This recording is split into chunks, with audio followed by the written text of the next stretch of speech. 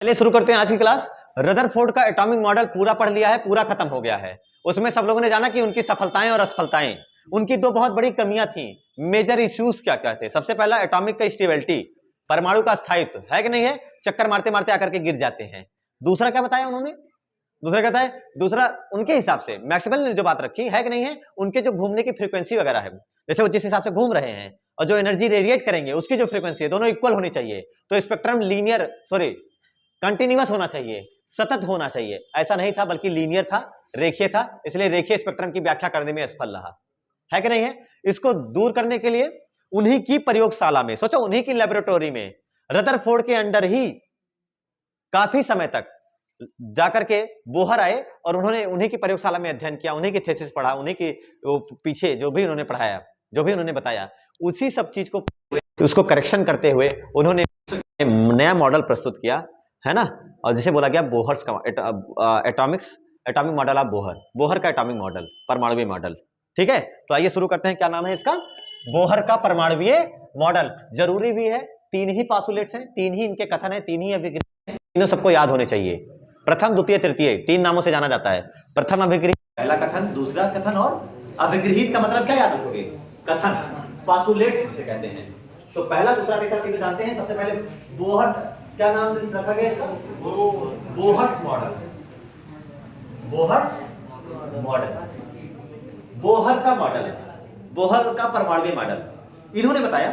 Theory है, ध्यान से सुनते चलिएगा। अभी दो जगह आपको फार्मूले भी मिलेंगे इसमें। सबसे पहला क्या बताया? सबसे पहले कमी क्या थी? सबसे पहली कमी क्या थी रदरफोर्ड वाले में? स्टेबिलिटी। इलेक्ट्रॉन सर्कुलर ऑर्बिट में चक्कर लगाते हैं, उनके पास सेंट्रीपिटल एक्सीलरेशन, अभिकेंद्र त्वरण होता है और त्वरित आवेश एनर्जी रेडिएट करता है। करता है नहीं करता है?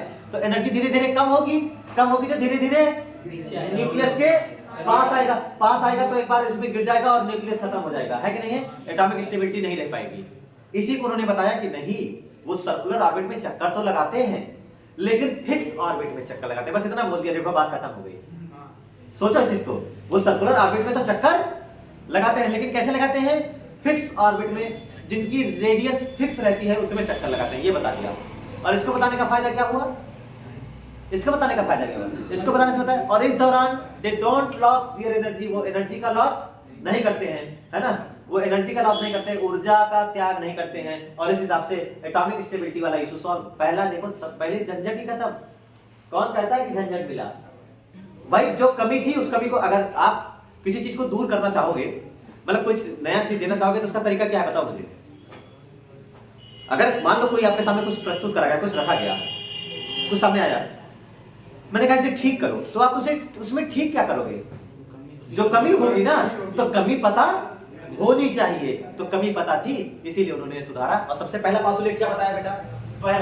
सबसे पहला क्या बताया कि जो इलेक्ट्रॉन्स होते हैं वो एक सर्टेन रेडियस वाले, कुछ निश्चित त्रिज्या, क्या बोलते हो, नियत त्रिज्या वाली कुछ स्थिर कक्षाओं में चक्कर लगाते हैं, जिसको हम अस्थायी कक्षाएं कहते हैं, स्टेशनरी ऑर्बिट के नाम से जाना जाता है। Electrons revolve in only in those orbits whose radius are fixed, in fixed radius orbits, है ना। और during revolution, चक्कर लगाते समय they do not lose energy, ऊर्जा का त्याग, पहली कमी दूर हो गई, है कि नहीं है? पहली बात क्या बात है? पहली बात से आपको क्या पता चली? एनर्जी लॉस करते हैं नहीं करते हैं? ऊर्जा का त्याग करते हैं नहीं करते हैं? बताइए, पहले से ऊर्जा का त्याग करेंगे कि नहीं करते हैं? नहीं करते हैं। और ऊर्जा त्याग नहीं करते हैं तो जिस ऑर्बिट में है, क्या उसी ऑर्बिट में रहेंगे हमेशा हमेशा? ऐसा बताया नहीं बताया? जिस ऑर्बिट में है उसी ऑर्बिट में हमेशा रहेंगे। इसलिए यहां से उन्होंने बताया स्टेशनरी ऑर्बिट, अस्थायी कक्षाओं के बारे में बात करी, स्टेशनरी ऑर्बिट्स की बात करी, है कि नहीं है? उन कक्षाओं को कौन सी कक्षा कहा जाएगा? अस्थायी कक्षाओं के नाम से जाना जाता है।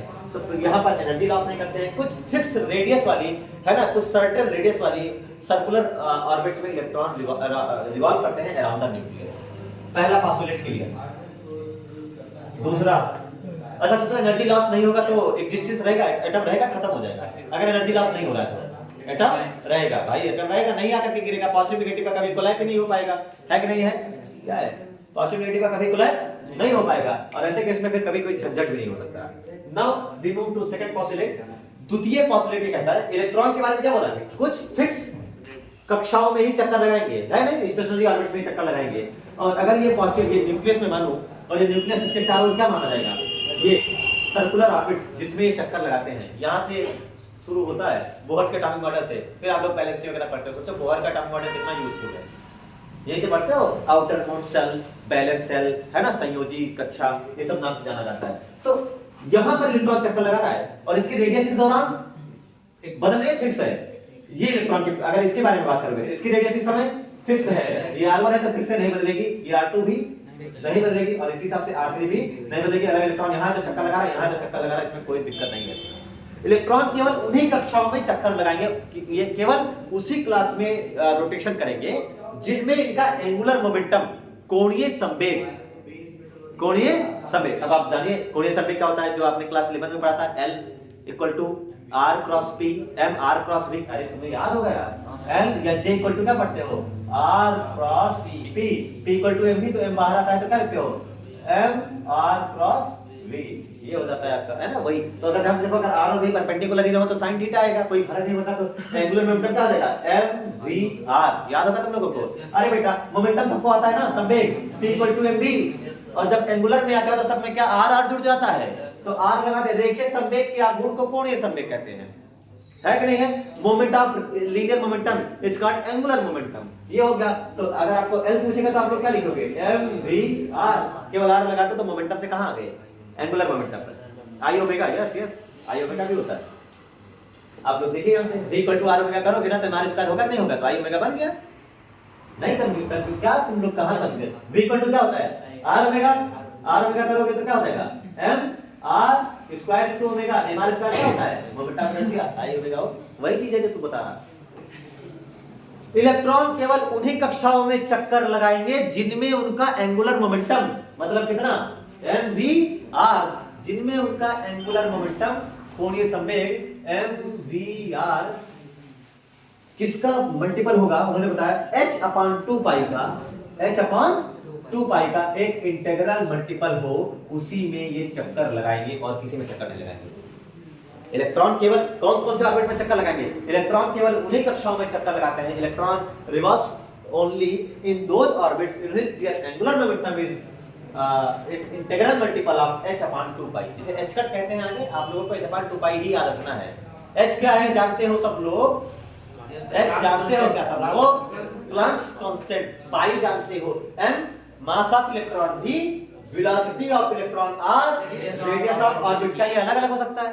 इसमें क्या बदल सकता है हर बार, v और कब बदलने पर, क्या n बदलने पर, सोच के बताओ, क्या v और r, बाकी सब कांस्टेंट है ना, कौन बदलेगा, v और क्या बदलने पर, यानी n की अलग अलग वैल्यू हो सकती है। सोच अगर n की ये वाली वैल्यू होगी तो जो भी आएगा ना, अगर मानो ये h/2 पाई तो फिक्स है, अब n की मानो पहली वैल्यू है n इक्वल टू 1, तो जो h/2 पाई की वैल्यू है वो किसके बराबर होनी चाहिए, mvr के, जो v है जो r है और जो m है, वो सबका मल्टीप्लाई कर लो, जो आंसर आए। मान लो इधर इसको सॉल्व किया, ये तुम्हारा आया 10, तो इन सबको भी सॉल्व करने पर कितना आना चाहिए, 10। अगर 10 आया तो हाँ उसी कक्षा में रहेगा, अदरवाइज उसमें एग्जिस्ट नहीं करेगा। ये था क्वांटाइजेशन ऑफ, इसे बोलते हैं जैसे क्वांटाइजेशन ऑफ चार्ज, आवेश का क्वांटीकरण, क्वांटाइजेशन पढ़ा था ना, q equal two plus minus ne, तो क्या l इक्वल टू ne जैसा है, l, अरे q इक्वल टू, यार तुम लोग कुछ याद ही नहीं रखा, q equal to e constant था, यहां क्या कांस्टेंट है, h/2 पाई, तो क्या एंगुलर मोमेंटम का क्वांटाइजेशन है नहीं है।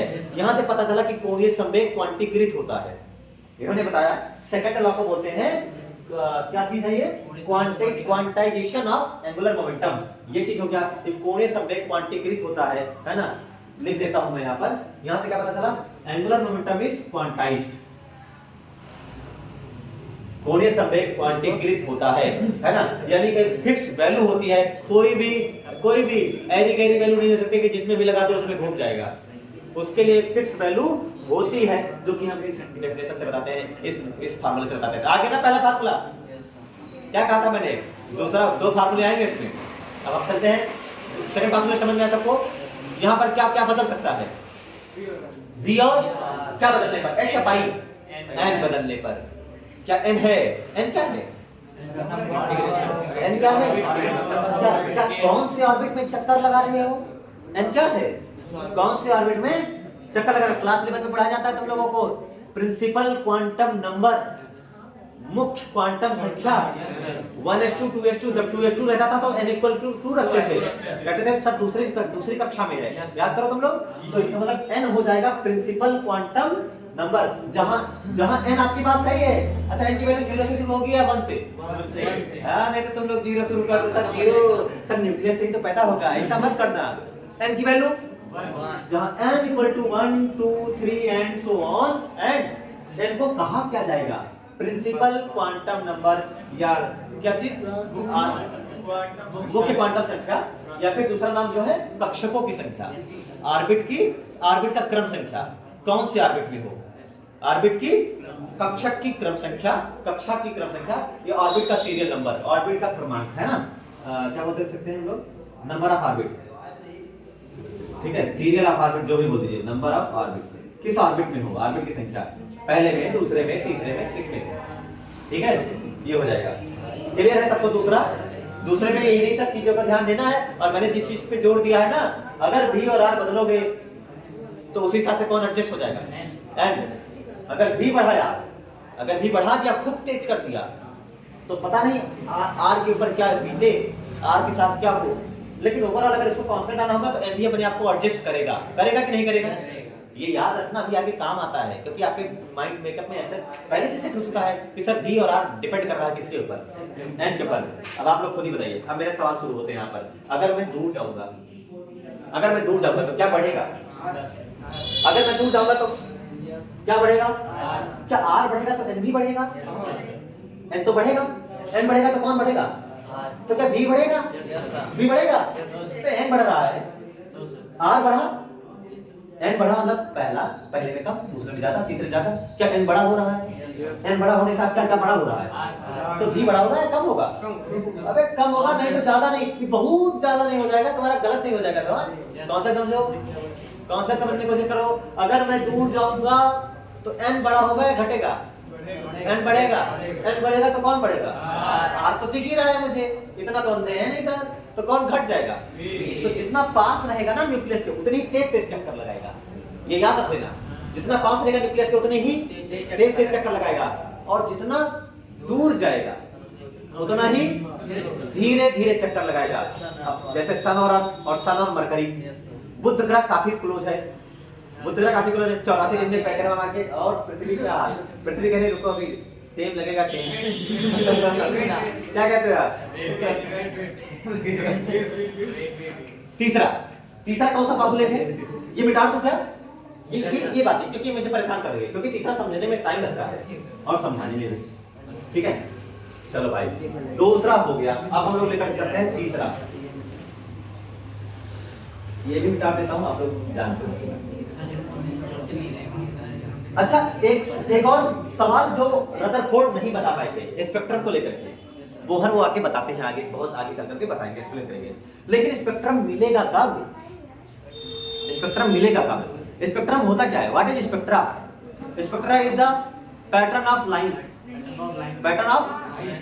Of lines of fixed wavelength. कुछ अलग अलग वेवलेंथ का है कि नहीं है? कुछ वेवलेंथ का ये पैटर्न बना, कुछ वेवलेंथ का ये, कुछ तरंगदैर्घ्य इधर, कुछ तरंगदैर्घ्य इधर, अलग अलग तरंगदैर्घ्य का क्रम। जैसे स्पेक्ट्रम पढ़ा था तुम लोगों ने कलर डिस्पर्जन ऑफ लाइट, वर्ण विक्षेपण में प्रिज्म रखा था, 7 कलर का पैटर्न मिला था। क्या उसको भी बांटा था किसके आधार पर? क्या अलग अलग वेवलेंथ के हिसाब से? सबने कहा था सर सबसे कम वेवलेंथ बैंगनी की है, वायलेट की, इसलिए सबसे नीचे चला गया, और सबसे ज्यादा वेवलेंथ रेड की, इसलिए क्या वो सबसे कम डिविएट हुआ था। तो ये सब कॉन्सेप्ट हमें याद है यहाँ से, है कि नहीं है? तो अगर ये सब याद था तो हमने कहा बहुत अच्छी बात है भाई। अगर स्पेक्ट्रम का मतलब वेवलेंथ का पैटर्न, केवल ये याद रखो, स्पेक्ट्रम मतलब वेवलेंथ का पैटर्न। अरे वो समझ में आ रहा है ना स्पेक्ट्रा क्या चीज है? स्पेक्ट्रम तरंगदैर्घ्यों का क्रमिक समूह, अलग अलग कुछ फिक्स तरंगदैर्घ्य का एक होता है, उनको सब लोग हम अलग अलग से बांट के रखते चलते हैं, उसे बोलते हैं स्पेक्ट्रा। तो हमें स्पेक्ट्रा यहाँ कैसे देखने को मिलेगा? उन्होंने बताया ना, इलेक्ट्रॉन कभी भी चक्कर लगाते समय एनर्जी का लॉस नहीं करते हैं। ये किस लॉ में पता चला? कौन से पोस्टुलेट में पता चला? पहला लॉ ये बताता है एनर्जी का लॉस नहीं करते, अस्थाई निश्चित त्रिज्या वाली वृत्ताकार कक्षाओं में चक्कर लगाते हैं, जिन्हें हम लोग स्टेशनरी ऑर्बिट अस्थाई कक्षाएं कहते हैं। और ये जो L लिखा है ना, ये उन्हीं की नंबर है, ये उन्हीं की संख्या है। तो तीसरी बात जो उन्होंने बताई कि इलेक्ट्रॉन कभी भी चक्कर लगाते समय कभी ऊर्जा का लॉस नहीं करते। जब तुम चक्कर लगा रहे हो ना तो एनर्जी लॉस नहीं होगा, कूदने पर ऊर्जा का लॉस करते हैं। क्या चीज? कूदने पर। जब स्थानांतरण करते हैं एक जगह से एक ऑर्बिट से दूसरे ऑर्बिट में जाते हैं, केवल तब ही एनर्जी का लॉस करते हैं। क्या चीज लिखा जाएगा इसमें? इलेक्ट्रॉन चक्कर लगाते समय ऊर्जा का उत्सर्जन, इलेक्ट्रॉन ऊर्जा का उत्सर्जन केवल तब करते हैं जब वो एक कक्षा से दूसरी कक्षा में जाते हैं। When they move from one orbit to another orbit. केवल एनर्जी लॉस करते हैं, एनर्जी लॉस नहीं करते हैं। पहले में बताया, दूसरे में क्या बताया? एनर्जी लॉस करते हैं लेकिन पहले और दूसरे की समझ होनी चाहिए। पहले में बताया जब उसी कक्षा में रहेंगे, दूसरे में बताया एनर्जी लॉस करते हैं कब? जब एक ऑर्बिट से एक ऑर्बिट से दूसरे ऑर्बिट में जाते हैं। पहली कक्षा से किसी दूसरी कक्षा में जाएंगे, दूसरे से तीसरे में, तीसरे से दूसरे में, दूसरे से पहले में, कभी भी कैसे भी कहीं से कहीं जा सकते हैं। जब एक ऑर्बिट से दूसरे ऑर्बिट में ट्रांजिशन करते हैं, मूव करते हैं, ठीक है, मूव करते हैं, शिफ्ट होते हैं। समझ में आ गया? तीसरी बात सबको समझ में आई? नहीं समझ आई? तीसरी बात सबको समझ में आई नहीं आई? बताओ। इलेक्ट्रॉन एनर्जी का लॉस पहला बताता है नहीं करते हैं, क्योंकि कब? अगर आपके सामने दोनों बातें रख दी जाए तो आप कब इसको कैसे एक्सप्लेन करोगे? सर नहीं करते हैं। कब नहीं करते? जब उसी कक्षा में रहेंगे। ये देखो लिखा है कब करते हैं? जब वो ऑर्बिट को बदलते हैं, ऑर्बिट बदलते हैं। अब मेरा एक सवाल है, पास में ज्यादा एनर्जी रहेगी या दूर पर? अब मेरा एक सवाल है, नंबर 1 स्थिति पर ज्यादा एनर्जी है, नंबर 2 पर? कहाँ एनर्जी ज्यादा है? सोच के बोलो, सोच के बोलो। नंबर 1 पर या 2 पर? एनर्जी ज्यादा 1 या 2? कॉमन सेंस 1 या 2? पिकनिक गए हो, 200 रुपए है जेब में, 500 और आ गई, वही रहोगे और आगे चले जाओगे? क्या ज्यादा एनर्जी मतलब ज्यादा दूर? जो जितना दूर उसकी एनर्जी उतनी ही ज्यादा होगी। और जो जितना कम, ये माता पिता पेरेंट, अगर तुम्हारे पास पैसा कम होता है तो तुम सीधे भागते हो पेरेंट की तरफ। ये वही है, वही तो है तुम्हारे सोर्स। तो क्या ध्यान देने वाली बात है कि इलेक्ट्रॉन एनर्जी का लॉस कब करते हैं? जब वो कहां से कहां आते हैं? सुनो, इलेक्ट्रॉन एनर्जी का लॉस कभी नहीं करते। इलेक्ट्रॉन जब एनर्जी लॉस करते हैं कब? जब एक ऑर्बिट से दूसरे ऑर्बिट में मूव करते हैं। लेकिन ये तो ऐसा तो ये तब लॉस तो केवल तब करेंगे ना जब ऊपर से कहां आएंगे? नीचे। ऐसा नहीं हो सकता कि सर वो यहां से यहां भी जा सकते हैं। बताओ, 1 से 2 जाने पर एनर्जी में लॉस करा जाएगा या नहीं करा जाएगा? 1 से 2 जाने पर ऑर्बिट 1 से ऑर्बिट 2 में, यहाँ पोजीशन 1 से पोजीशन 2 में जाने में एनर्जी लॉस होगा या नहीं होगा? बताओ सब लोग। एनर्जी लॉस नहीं होगा। अबे एनर्जी लॉस कैसे होगा जब खुद ही कम है, गरीब है, एक पर पैसा है, कैसे जाएगा 2 पर? तब सब एनर्जी लॉस नहीं करना है बल्कि उसे एनर्जी गेन करना है, बल्कि वो एनर्जी ग्रहण करेगा, एब्सॉर्ब करेगा। तो इस वाले केस में क्या है? ये वाला पैटर्न क्या है? इसमें एनर्जी मिलेगी या त्याग करेगा? इलेक्ट्रॉन को एनर्जी मिलेगी, यानी यहाँ पर एनर्जी जो है, यहाँ पर जो एनर्जी है क्या करेगा? वो गेन करेगा। और ये वाला बेटा, ये वाला कहां से कहां आ रहा है? क्या सेकंड से फर्स्ट में आ रहा है? सेकंड से फर्स्ट में आ रहा है, मतलब एनर्जी लॉस करेगा या गेन करेगा? आप वाले में एनर्जी लॉस करेगा, एनर्जी जो है वो लॉस करेगा। इधर देखो, एनर्जी लॉस करता है कब? जब वो एक ऑर्बिट से दूसरे ऑर्बिट में मूव करता है। इसको सही से लिखने का तरीका क्या है? एनर्जी लॉस करता है जब वो ऊपर से नीचे आता है, यानी हाई ऑर्बिट से, मतलब क्या बोल सकते हो आप? लार्ज रेडियस वाले ऑर्बिट से लो रेडियस वाले ऑर्बिट में आता है कि नहीं है? अगर क्या करता है वो, क्या बोलते हैं, दूर वाले है ना, जो फारदेस्ट ऑर्बिटल है उनमें से जो नियरेस्ट ऑर्बिटल है उसकी तरफ जब मूव करता है कि नहीं है? तो जब n की वैल्यू घट रही होगी तब एनर्जी वो लॉस करेगा। n की वैल्यू घटाएगा तो एनर्जी लॉस करेगा, और अगर n की वैल्यू बढ़ाएगा तो मतलब एनर्जी गेन क्या होगा? एनर्जी लॉस करता है जब कहां से कहां जाता है बेटा? वो हाई लेवल से, मतलब क्या बोला? High energy level. एनर्जी ज्यादा कहां है बेटा? 2 में या 1 में? कहां एनर्जी ज्यादा है? एनर्जी E1 ज्यादा है या एनर्जी E2 ज्यादा है? क्या E2 ज्यादा है? है नहीं? तो एनर्जी लॉस कब करेगा? कब करेगा भाई? जब हाई से लो पर आएगा तो बची हुई लॉस ही तो करेगा। तो ये कब करेगा? जब हाई एनर्जी लेवल से हायर एनर्जी लेवल से कहां को जाए? लो एनर्जी लेवल को जाए, तब लॉस करता है। फिर ये डेफिनेशन को हमें और बताना पड़ता, फिर इसलिए ये याद रखने से अच्छा है ये याद रखते हैं। कब लॉस करेगा? ये नहीं याद रखते हम लोग, क्योंकि इसमें दो चीजें हो सकती हैं। नहीं हो सकती क्या? इसमें दूसरा क्या हो सकता है? इसमें दूसरा क्या हो सकता है? लो एनर्जी लेवल से क्या हाई एनर्जी लेवल? ऐसे में एनर्जी लॉस करेगा, गेन करेगा, ऊर्जा में वृद्धि मिलेगी ना। तो एनर्जी लॉस करेगा तब जब हाई एनर्जी लेवल से लो एनर्जी लेवल, जब रेडियस घटाएगा, मतलब जब रेडियस घटेगी, जब उसकी जो सर्कल जिस पाथ में चक्कर लगा रहा है वो रेडियस कम होगी, तो समझ में आ जाएगा एनर्जी लॉस करेगा। दूसरा, एनर्जी गेन कब करेगा बेटा? बताइए सब लोग, एनर्जी गेन कब करेगा? जब आप कहेंगे सर एनर्जी गेन, ऊर्जा में वृद्धि कब होगी? ऊर्जा में वृद्धि तब होगी जब वो लो एनर्जी लेवल से किधर मूव करेगा? हाई एनर्जी लेवल, मतलब रेडियस बढ़ाएगा कि घटाएगा? बताइए सब लोग, रेडियस इस समय बढ़ेगी, रेडियस इंक्रीज होगी, तब ऐसे केस में वो क्या करेगा? तो इससे अच्छा है याद करना क्या दोनों केसेस में।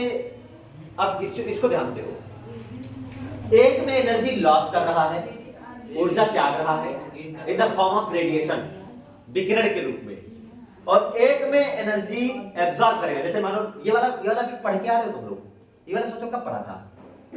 ये वाला फोटो इलेक्ट्रिक इफेक्ट, लाइट एक एनर्जी है, कुछ hν hc/λ कुछ आती है किसी वेवलेंथ की, और अगर के किसी मेटल के सरफेस पे गिरती है तो इलेक्ट्रॉन चलना शुरू करते हैं। क्या ये वो वाला नहीं लग रहा है? तो लो एनर्जी लेवल से हाई एनर्जी लेवल रेडियस बढ़ाएगा, क्या वो भागेगा नहीं भागेगा? क्या वो ये वही वाला केस हमें याद दिला रहा है? यानी ये वाला तो हो गया एनर्जी गेन में। एनर्जी गेन में क्या करेगा भाई? ये चीज मैं इसको मिटा रहा हूं भाई, है ना, और आपके लिए बता रहा हूं एकदम लास्ट का। अब फार्मूला बता देता हूं बस, और आपके लिए इतना जरूरी है बेटा, इसके आगे मत सोचो, ठीक है? देखो, ऐसे वाले केस में एनर्जी क्या कर रहा है? ऐसे वाले केस में हाई एनर्जी लेवल से लो एनर्जी लेवल जा रहा है। ऐसे वाले केस में क्या कर रहा है? एनर्जी लॉस, मतलब त्याग कर रहा है ना। एनर्जी त्यागेगा तो वो हमें मिलेगी कि नहीं मिलेगी? एनर्जी त्यागेगा तो मिलेगी in the form of radiation, विकिरण के रूप में ऊर्जा का। और यहां पर किसके रूप में एब्जॉर्ब करेगा? विकिरण के रूप में। तो यहां जो विकिरण एब्जॉर्ब करेगा, यहां वही विकिरण शायद वो लॉस भी कर सकता है। कर सकता नहीं कर सकता है? तो इन द फॉर्म, जो भी एनर्जी लॉस हो या एनर्जी गेन हो, क्या चीज, चाहे एनर्जी लॉस हो या फिर एनर्जी गेन हो, किसके फॉर्म में होता है? इन द फॉर्म ऑफ, किसके रूप में? In the form of radiation, विकिरण के रूप में। और रेडिएशन आप सबने पढ़ा था, dual nature of matter, dual nature of radiation and matter, पढ़ के आए हो। तो रेडिएशन के पास, रेडिएशन मतलब लाइट, लाइट मतलब फोटॉन, फोटॉन के पास एनर्जी, फोटॉन के पास एनर्जी कितनी होती है? जब फोटॉन के पास एनर्जी hν होती है, जिसे hc/λ भी लिख सकते हैं, है ना, यानी hν के फॉर्म में। चाहे वो लॉस करे, चाहे वो लॉस करे, चाहे वो एब्जॉर्ब करे, दोनों केसेस में हमें जो देखने को मिलेगा। अच्छा सोचो, क्या न्यू में लैम्डा आया कि नहीं आया? hν को क्या लिख सकता हूं मैं? hc/λ। तो मुझे इसका भी पैटर्न देखने को मिलेगा और इसका भी पैटर्न देखने को मिलेगा। क्या दोनों पैटर्न देखने को मिल सकता है? इसका भी पैटर्न देखने को मिलेगा कि कैसे कैसी वेवलेंथ मिल रही है, इसका भी पैटर्न देखने को मिलेगा कौन कौन सी वेवलेंथ को एब्जॉर्ब कर लिया। तो यहां जो स्पेक्ट्रा मिलता है, इस स्पेक्ट्रा का नाम होता है बेटा एनर्जी लॉस, एमिशन या एब्जॉर्प्शन। लॉस, एमिशन या एब्जॉर्प्शन, त्याग दे रहा है, एनर्जी कम हो रही है, तो इसमें जो उत्सर्जन स्पेक्ट्रम, कैसा स्पेक्ट्रम? उत्सर्जन, तो इसका नाम रखा जाएगा एमिशन स्पेक्ट्रा। क्या नाम है? Emission spectra. ये स्पेक्ट्रा कैसा होता है? ये सब कैसा मिलेगा? कंटीन्यूअस या लीनियर? कंटीन्यूअस या लीनियर? अरे रेखीय या सतत बेटा? क्या होगा? लीनियर या कंटीन्यूअस? रेखीय सतत? अरे बेबी ये भी नहीं पता तुम लोगों को। अभी वो बोहर रदरफोर्ड वाले में क्या दिक्कत थी? किस में फेल हुआ था रदरफोर्ड? लीनियर में। तो फिर कैसा होगा? ये लीनियर होता है। गधागिरी कर रहे हो, पता ही नहीं है। एमिशन स्पेक्ट्रा, इसी को कहा जाता है लीनियर एमिशन स्पेक्ट्रा के नाम से जाना जाता है, रेखीय उत्सर्जन स्पेक्ट्रम के नाम से जाना जाता है। यानी इसी का नाम रखा जाता है लीनियर एमिशन स्पेक्ट्रा के नाम से जानते हैं इसको, रेखीय उत्सर्जन स्पेक्ट्रा के नाम। सेम चीज जो उत्सर्जन स्पेक्ट्रा है उसी को कहते हैं। और इसका नाम क्या होगा? एब्जॉर्प्शन स्पेक्ट्रा, अवशोषण स्पेक्ट्रम। इसी का नाम होगा लीनियर एब्जॉर्प्शन स्पेक्ट्रा के नाम से जाना जाएगा। तो ये होगा आपका एब्जॉर्प्शन स्पेक्ट्रा, एब्जॉर्प्शन स्पेक्ट्रा। और क्या नाम रखूंगा इसका मैं? Linear absorption spectra. अब फार्मूला देख लो, बस खत्म, बस खत्म। थोड़ा सा रह गया बस, ये प्लस, ये छोटा बिट, दूसरा बिट, तीसरा बिट। चलो सब लोग बताइए, in the form of radiation. ये चीज याद रखिएगा, hν आंसर होगा हमेशा और हमेशा। सब लोग ध्यान से देखिएगा। अगर मान लो यहां से यहां जा रहा है बेटा, तो ये हो गया इनिशियल और ये हो गया फाइनल। बताओ कहां एनर्जी ज्यादा है? सब लोग बोलिए, जल्दी बोलो।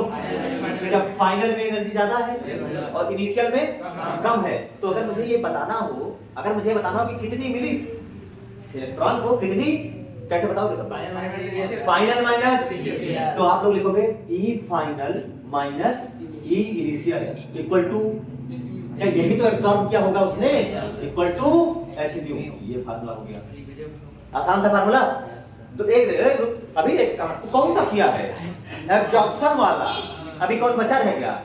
एमिशन वाला। एमिशन क्या होगा? जब उसको यहां से यहां ले जाऊंगा, क्या इनिशियल, बोलो एनर्जी कहां जाता है?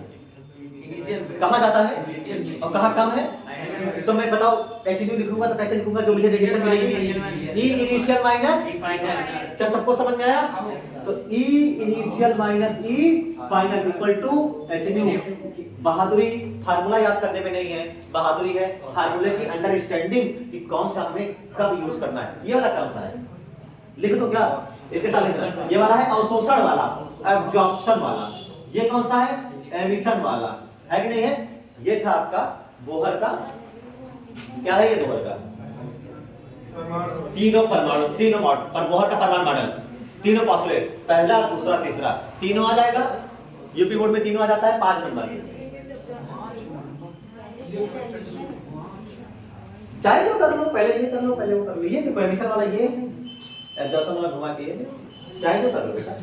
अरे पहला वाला मैंने क्या सिखाया है? एब्जॉर्ब करा तो इनिशियल से फाइनल गया ना। तो मैंने पहले ये वाला बता दिया, जो तुम समझो, अंडरस्टैंडिंग ऊपर नीचे चलाओ। सर अपना ऊपर वाला, ऊपर वाला लिखना चाहिए, ऊपर वाला लिखना चाहिए। ये हाँ, इलेक्ट्रॉन ऊर्जा का केवल लॉस ही नहीं करते, गेन भी करते हैं। यानी ऊर्जा का केवल त्याग ही नहीं करते, बल्कि ऊर्जा को अब्सॉर्ब यानी अवशोषण भी करते हैं। और इन दोनों केसेस में जो ऊर्जा त्याग या ग्रहण करी जाती है वो विकिरण के रूप में होती है। समझ में है ना? वो विकिरण कैसा मिल सकता है आपको? hν के रूप में। और वो 2 तरीके से लिखा जाता है। आज के लिए इतना ही। नोट्स बनाते रहिए, रिवीजन करते रहिए। धन्यवाद।